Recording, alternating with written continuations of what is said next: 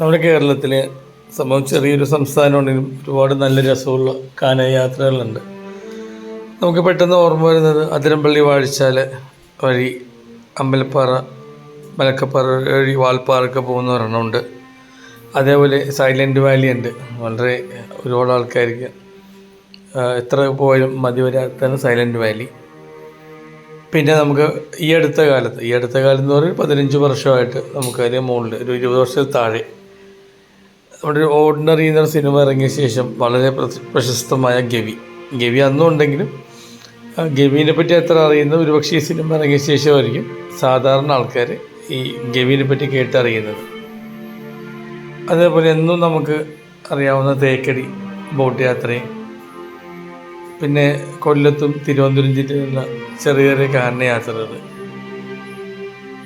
വയനാട്ടിലോട്ടുള്ള ബത്തേരി മാനന്തവാടി യാത്രകൾ, പിന്നെ ഇരിട്ടി കണ്ണൂരത്തെ യാത്രകൾ, പിന്നെ കാസർഗോഡിൻ്റെ ചില ഏരിയകളിലെ കാനയാത്രകളുണ്ട്.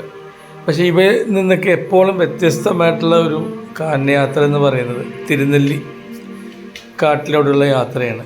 കാരണം കേരളത്തിലെ ഏറ്റവും കൂടുതൽ വന്യമൃഗ സമ്പത്തുള്ള ഒരു മേഖലയാണ് തിരുനെല്ലി വനമേഖല.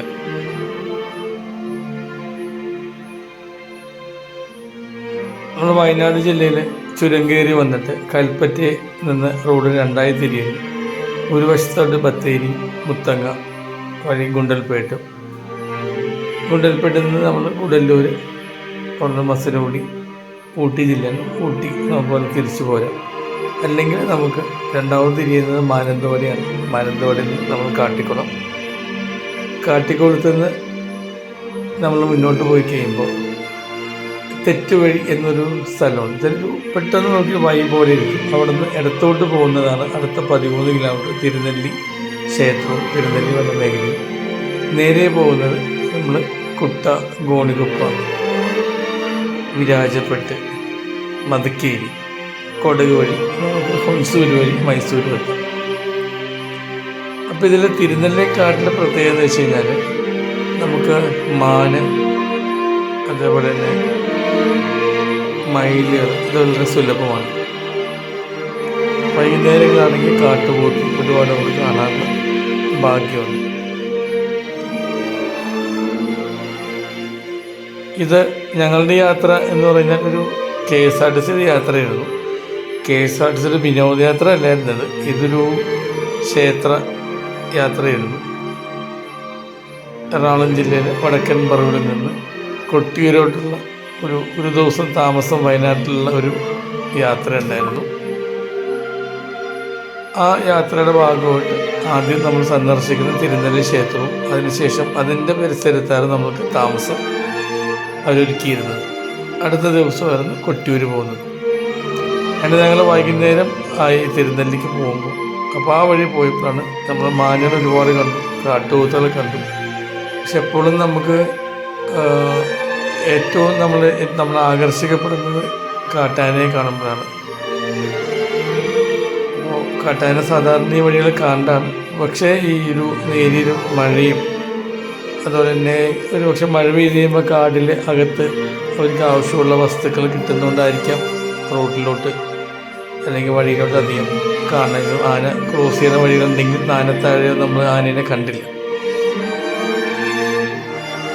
ഈ ഒരു വഴിയുടെ പ്രത്യേകത എന്ന് വെച്ച് കഴിഞ്ഞാൽ തിരുനെല്ലി ക്ഷേത്രത്തോട് പോകണം. ആ വഴിക്ക് തന്നെ തിരുനെല്ലി പോലീസ് സ്റ്റേഷനുണ്ട്. അതിനോടനുബന്ധിച്ച് പഞ്ചായത്തിൻ്റെ 1-2 ഓഫീസുകളും റേഷൻ കട സാധാരണ ഉള്ള പോലെ കടകളാണ് ഉള്ളത്. ഇപ്പോൾ നമ്മൾ കണ്ടത് കാട്ടുപോത്തിനാണ്. പക്ഷെ ഒരെണ്ണം മുമ്പ് റോഡിലുണ്ടായിരുന്നുള്ളൂ. അപ്പോൾ എല്ലാവരും ഇങ്ങനെ കൗതുകമായിട്ട് നോക്കി നിൽക്കുന്നത് ആനയെ തന്നെയാണ്. ഏതായാലും നമ്മൾക്കും അതിനെ കാണാനുള്ള ഭാഗ്യം ഉണ്ടായിരുന്നു. ഒരു ചെറിയൊരു ആനക്കൂട്ടം, ആ കാണുന്നതാണ് ആനക്കൂട്ടം അവിടെ നിൽക്കുന്നത്. ഒത്തിരി വൈകിപ്പോയി.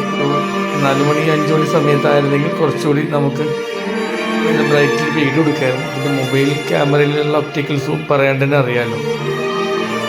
എങ്കിലും നമ്മൾ KSRTC യാത്രയുടെ ഭാഗമായിട്ട് എല്ലാ ആൾക്കാർക്കും, പ്രായമുള്ള എല്ലാ ആൾക്കാരുണ്ടായിരുന്നു. ഒരിക്കലൊക്കെ ഈ വനത്തെ യാത്ര ആസ്വദിക്കാനും ആനയെ കാണാനും പറ്റിയൊരു ഭാഗ്യം തന്നെയാണ്.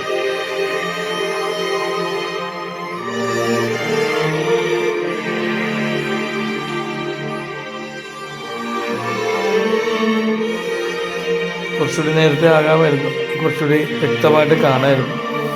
എങ്കിലും സന്തോഷമല്ലായിരിക്കും. അതിന് ശേഷം ഞങ്ങൾ ദർശനത്തിന് ശേഷം തിരിച്ച് ഞങ്ങൾ താമസ സ്ഥലത്തോട് യാത്രയാണ്. വീഡിയോ ഇഷ്ടമെന്ന് വിചാരിക്കുന്നു. Thank you. ബൈ.